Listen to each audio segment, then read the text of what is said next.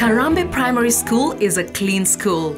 Though it's located in a poor rural community in Kenya, the grounds are well kept, latrines are clean, and water for drinking and washing hands is provided daily. Children are proud of their school and help to keep it clean. Their contributions are very important, particularly as schools do not have the resources to pay for cleaning services. Aneno ka en gima important kaluwore nikech gokinyi ka gokinyi nyaka make sure ni latrines are washed. Kendo ayudo ka be pi noseole water vessels mothiedhi koro aneno ni tijno. But less than 10 miles away, Atele Primary School provides a radically different learning environment. Latrines and water vessels have fallen into disrepair, and the school struggles to provide essential items like treated water or soap on a daily basis. Between 2007 and 2009, both schools received improvements in water, sanitation and hygiene from a research project called SWASH Plus. One of the areas of research focused on why some schools were able to maintain these changes more successfully than others. Though each school is different, experience and research showed that they faced common challenges in maintaining school water, sanitation and hygiene services over the long term. One challenge is lack of funding. The amount of money that the government normally gives for this, the latrines and the water points, is very little. That cannot sustain the school community. Although the government is in the process of increasing these budgets, schools have to think hard about how to prioritize this limited funding. And many school administrators choose not to use this funding for soap, water treatment solution, and cleaning supplies, items that are vitally important to ensure the effectiveness of school water, sanitation, and hygiene over the long term.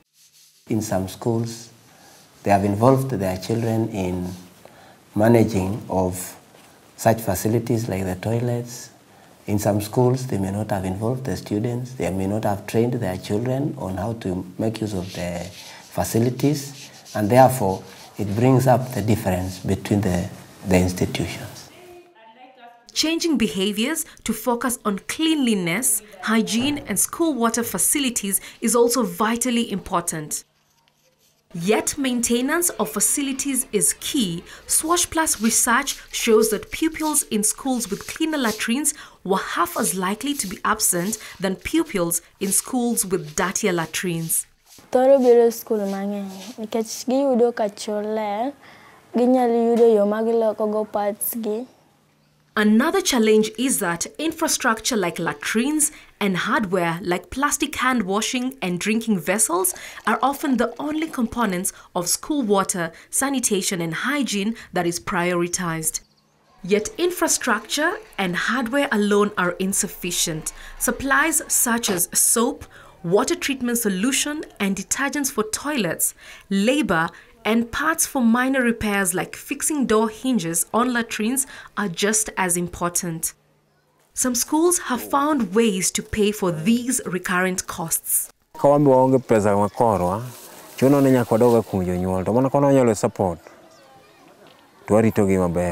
However, although some schools have successfully sustained their water, sanitation and hygiene programs, many more schools are struggling.